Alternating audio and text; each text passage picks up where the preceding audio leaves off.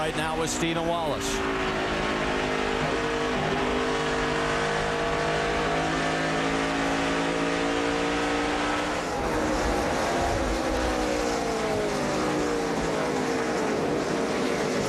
Wallace right behind the two of Elliott Sadler as those two continue to chase down the 16 of Trevor Bayne.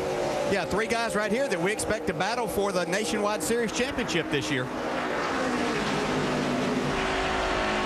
See, Trevor Bayne, he said he was struggling with rear grip. It looks like he still is. This car is a little different than the old car in that respect, and that was good insight that he gave us right before the race started.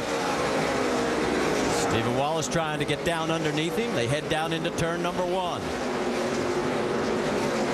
His Roush Fenway teammate Ricky Stenhouse in the 6 coming up behind as well.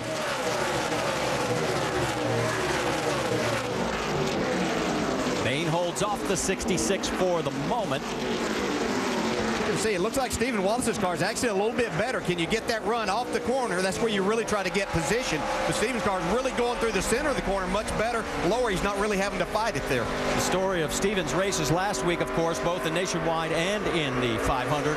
Tire failure as they had cut tires in both events. In fact, in Cup, he was running in 10th position when they lost that tire.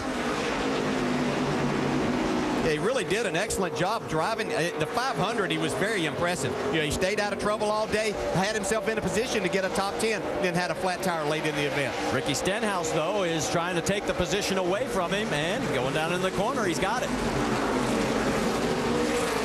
Ricky Stenhouse picking up where he left off last year. He was moving forward a lot. The last half of last season, we see him doing that here today. Battle for 13th right there as Jason Leffler gets around the 66 of Stephen Wallace. Total of 23 cars right now on the lead lap. There's your top 5. We have been lean, mean, and green for all 35 of 200 so far here at Phoenix. His teammate, Stephen Wallace, has his hands full with the 2 of Elliott Sadler.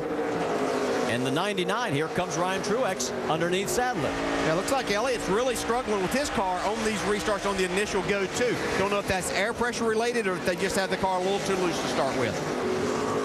We have another tire situation for the 66. We mentioned it earlier in the race because Stephen Wallace is coming down pit road and don't think this is scheduled. 5 away, break left, right here, right here, right here. What can you tell us? Yeah, right rear tire, guys. He had a right rear tire go down in practice, and he said the cars are so tight, he's having to completely turn the steering wheel left and slide the car in the corner. It will not turn, and they have just worn that right rear tire off the car. Stephen's so excited about what this day would mean. 4 tires, he is down and away.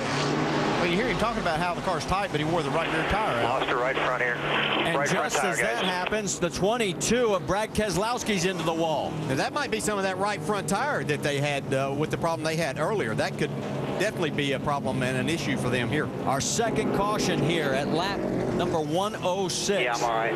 His teammate, Stephen Wallace, has his hands full with the 2 of his teammate, Stephen Wallace, has his hands full with the 2 of 28 laps remaining.